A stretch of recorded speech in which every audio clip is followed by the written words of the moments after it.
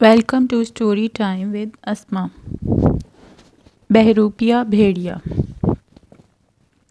ایک دفعہ کا ذکر ہے کہ ایک گاؤں میں ایک ادھیڑ عمر بی بکری رہا کرتی تھی۔ وہ نہایت سمجھدار اور عقل مند تھی۔ اس کا شوہر دور شہر میں کام کرتا تھا، جس کی وجہ سے گاؤں میں بکری کو تنہا رہنا پڑتا تھا۔ وہ بالکل تنہا نہیں تھی، اس کے ساتھ شرارتی بچے بھی رہتے تھے جو اسے دن بھر تنگ کرتے تھے۔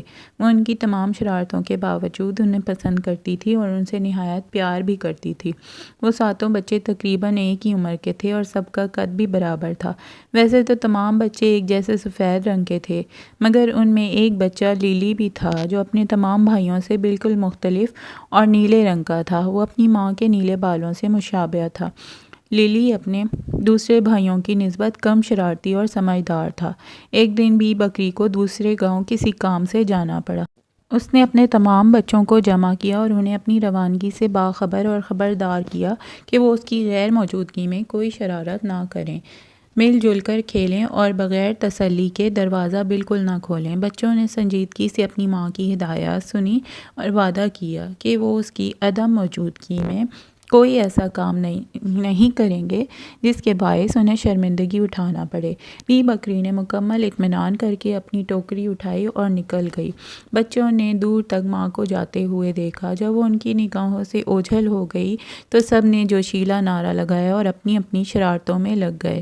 ان کی شرارتیں ایسی نہیں تھیں جن سے گھر کا سامان ٹوٹتا یا پھر کسی قسم کا نقصان ہوتا۔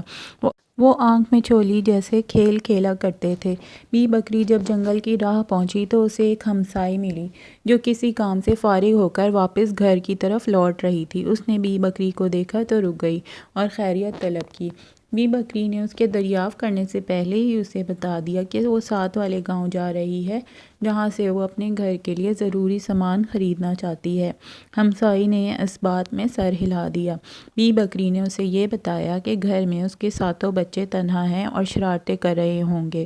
جب وہ گھر پہنچے تو اس کے گھر کا بھی خیال رکھے۔ اگر بچے آپس میں لڑ جھگڑ رہے ہوں تو انہیں منع کرے۔ ہمسائے نے یقین دلایا کہ وہ اس کے گھر اور بچوں کا خیال رکھے گی۔ وہ بے فکر ہو کر ساتھ والے گاؤں جا سکتی ہے۔ بی بکری نے اس کا شکریہ ادا کیا اور اپنی راہ لی۔ وہ دونوں یہ بات نہیں جانتی تھیں کہ ان کے قریب ہی ایک بھیڑیا بہروپ لیے درخت کی اوٹ میں چھپا ہوا تھا، جس نے بی بکری کی تمام باتیں سن لی تھیں۔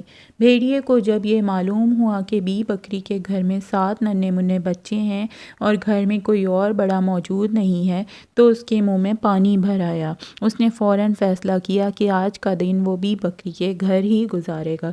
وہ یہ بات بھی اچھی طرح جانتا تھا کہ آج کل کوئی کسی کا خیال نہیں رکھتا۔ بالکل ایسے ہی ہوا۔ ہمسائے جوں ہی اپنے گھر پہنچی تو وہ یہ بات بھی بھول چکی تھی کہ اسے راستے میں بی بکری ملی تھی۔ وہ اپنے کاموں میں لگ گئی۔ بھیڑیا ہمسائے کا تعاقب کرتے ہوئے گاؤں میں داخل ہو گیا۔ اس نے بالکل بکریوں جیسا بہروپ اختیار کیا ہوا تھا، جس کے باعث اس کی آمد پر کسی نے دھیان نہیں دیا۔ ہمسائے کے پیچھے پیچھے چلتا رہا۔ جوں ہی ہمسائے اپنے مکان میں داخل ہوئی تو اس نے اگلے مکان کو غور سے دیکھا۔ یہ مکان بی بکری کا ہی ہونا چاہیے۔ وہ یہ سوچتا ہوا اس مکان کے پاس پہنچ گیا۔ اسے اندازہ لگانے میں مشکل پیش نہ آئی کیونکہ اندر سے بی بکری کے 7 بچوں کی شور و غل کی آوازیں صاف سنائی دے رہی تھیں۔ بھیڑیا مکان کے عقبی دروازے کی طرف گیا۔ وہاں موجود کھڑکی سے اندر جھانک کر جائزہ لینے لگا۔ بچے دوسرے کمرے میں ادھم مچا رہے تھے۔ بھیڑیے نے وہیں ٹھہر کر سوچا کہ اسے کیا حکمت عملی کرنی چاہیے کہ بی بکری کے تمام بچے آسانی سے اس کے ہاتھ لگ جائیں۔ یہ بات الگ تھی کہ بچوں کی کلکاریاں سن کر اس کی بھوک چمک اٹھی تھی اور اس سے صبر نہ ہو رہا تھا۔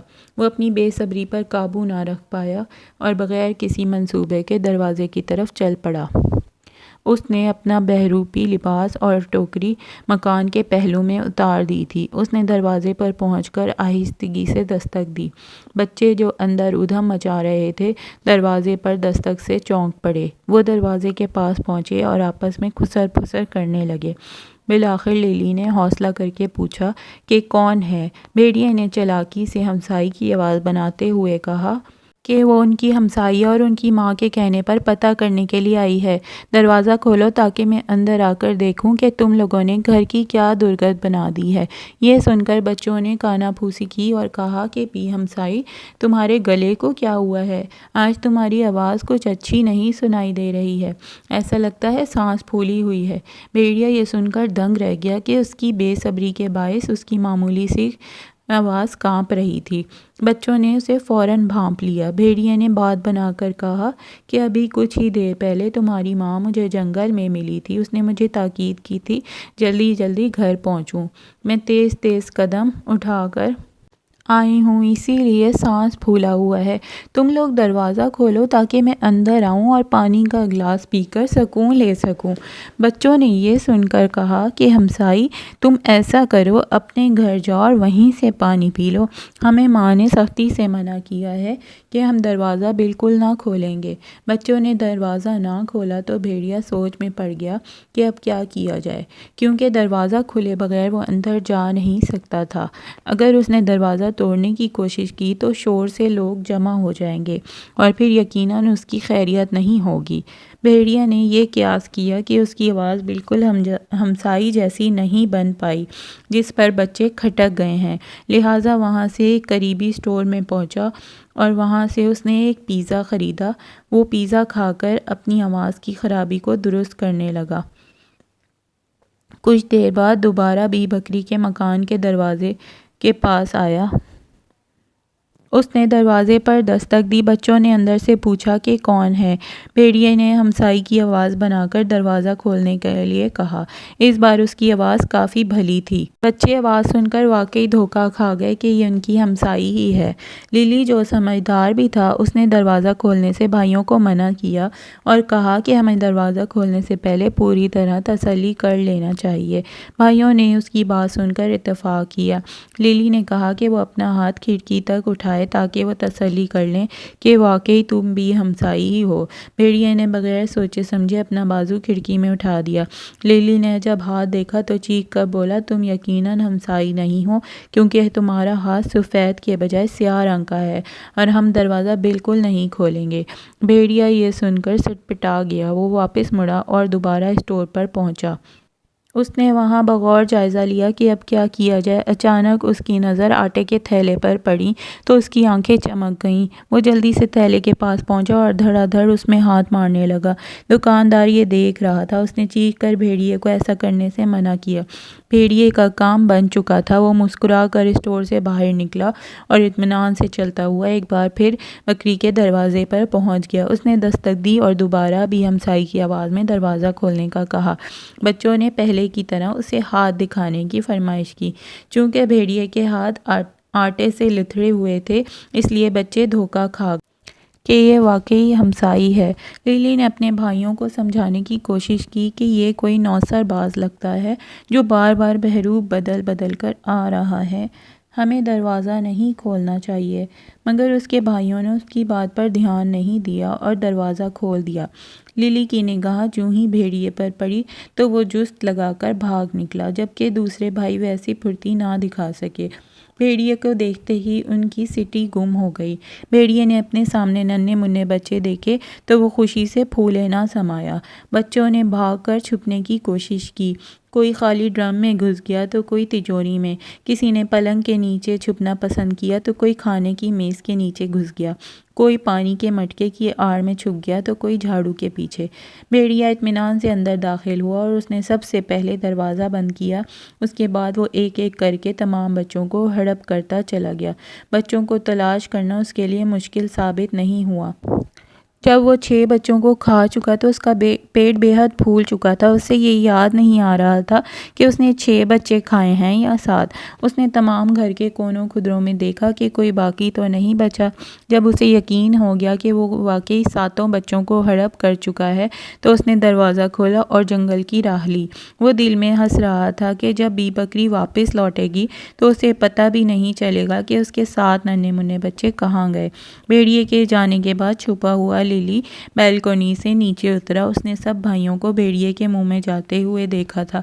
وہ خوف سے بری طرح کانپ رہا تھا۔ اس نے ڈرتے ڈرتے دروازہ بند کیا اور گھر کا بکھرا ہوا سامان سمیٹنے کی کوشش کی۔ وہ شام تک یوں ہی خوفزدہ ہکا بکا رہا۔ شام کو جب بی بکری واپس لوٹی تو اس نے رو رو کر تمام حال اسے سنا دیا۔ بی بکری نے جب یہ سنا تو کہ بھیڑیے نے اس کے بچوں کو ہڑپ کر لیا ہے تو اس نے ذرا سا حوصلہ نہیں ہارا۔ اس نے لیلی کا ہاتھ تھاما اور جنگل کی طرف نکل پڑی۔ کافی دیر تک ادھر ادھر بھٹکنے کے بعد اسے بھیڑیا مل گیا جو ایک درخت کے نیچے ٹیک لگائے خواب خرگوش کے مزے لے رہا تھا۔ اس کا پیٹ کافی پھولا ہوا تھا۔ لیلی نے اسے پہچان لیا۔ بی بکری اپنے ساتھ ایک کینچی بھی لائی تھی۔ وہ چپکے سے بھیڑیے کے قریب آئی اور کینچی سے اس کا پیٹ چاک کیا۔ اس کے 6 بچے اس کے پیٹ میں دوہرے موہرے پڑے تھے۔ بی بکری ایک ایک کر کے ان تمام کو اس کے پیٹ میں سے نکالا اور کچھ دور لا کر انہیں لیلی کے حوالے کر دیا جو ایک درخت کی اوٹ سے یہ تماشا دیکھ رہا تھا۔ بی بکری نے بھاری پتھر اٹھایا اور بھیڑیے کے پیٹ میں ڈال کر سوئی دھاگے سے اس کا پیٹ دوبارہ سی دیا۔